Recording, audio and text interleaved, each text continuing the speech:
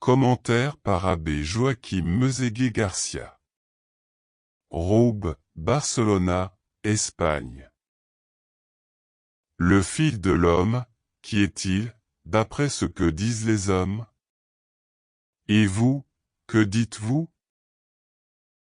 Aujourd'hui, la profession de foi de Pierre à Césarée de Philippe démarre la dernière étape du ministère public de Jésus et nous prépare aux événements décisifs de sa mort et de sa résurrection. Après la multiplication des pains et des poissons, Jésus décide de se retirer pendant un certain temps avec ses disciples afin d'approfondir leur formation.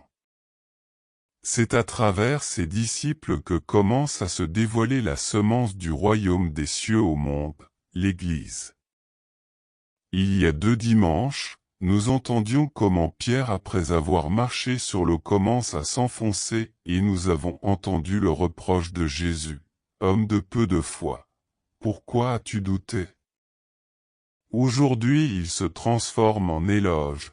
Heureux es-tu, Simon fils de Jonas. Pierre est bien heureux car il a ouvert son cœur à la révélation divine et a reconnu Jésus comme le Fils de Dieu Sauveur. Tout au long de l'histoire la même question revient, le Fils de l'homme, qui est-il, d'après ce que disent les hommes? Et vous, que dites-vous? À un moment ou à un autre nous aussi nous avons dû répondre à ces questions. Qui est Jésus pour moi et qu'est-ce que je vois en lui? De la foi reçue de nos parents, catéchistes, prêtres, maîtres, amis, nous passons à une foi personnalisée dans le Christ, et nous devenons, à notre tour, des témoins, car c'est en cela que consiste le centre de la foi chrétienne. C'est uniquement à partir de notre foi et de notre communion avec le Christ que nous vaincrons les puissances du mal. Le règne de la mort se manifeste au milieu de nous, en nous causant des souffrances et en nous incitant à nous poser des questions.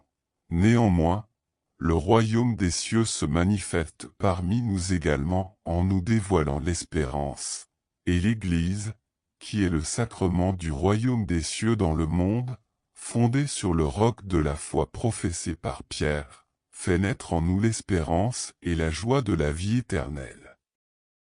Tant qu'il y aura une humanité dans le monde, il sera nécessaire de donner l'espérance, et tant qu'il sera nécessaire de donner de l'espérance, la mission de l'Église sera nécessaire. C'est pour cela que le pouvoir de l'enfer ne la vaincra jamais, puisque le Christ, présent dans son peuple, nous le garantit.